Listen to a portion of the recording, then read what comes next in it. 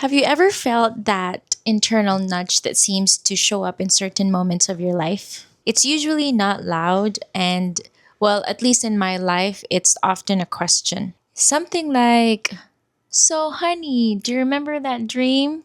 That thing that you've always wanted to do because you know that is exactly what will make you feel most alive? Do you guys have that, or is that just me? Well, I'd like to believe that I'm not the only one who's experiencing this, and it keeps happening to us because we are avoiding contemplating the question. For many years, life teaches us how to be responsible.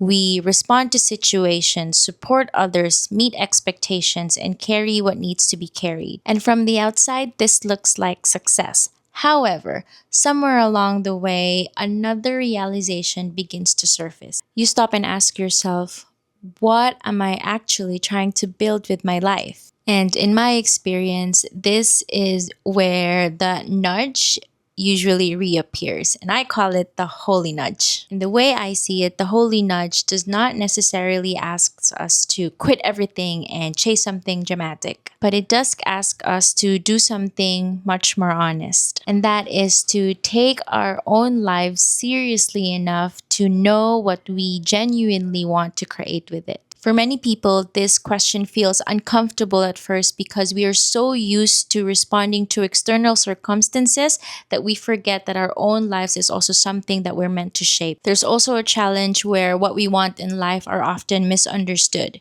People assume that the dream must appear to be this brilliant idea or a sudden burst of clarity, when in reality, dreams emerge more quietly. They appear through introspection and reflection and moments of silence and the holy nudge. And they become clearer and clearer when we start paying attention to what makes us feel most alive and fulfilled. Recently, I've felt this nudge in my own life again. One evening a few months ago, when me and my coworkers were eating at an Indian place, and then randomly up on a wall was a quote from one of Dr. Seuss's book, Oh, the Places You'll Go. And a memory just popped up in my head.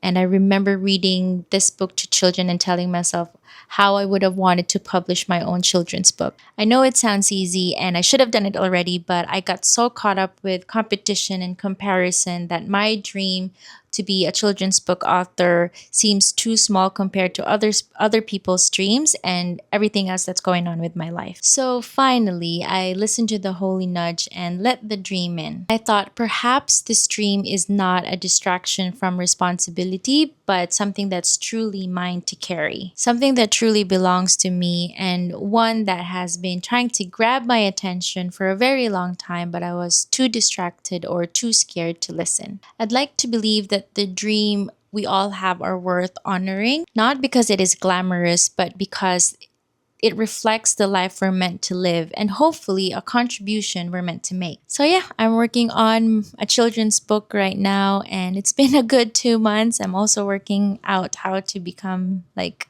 a real author.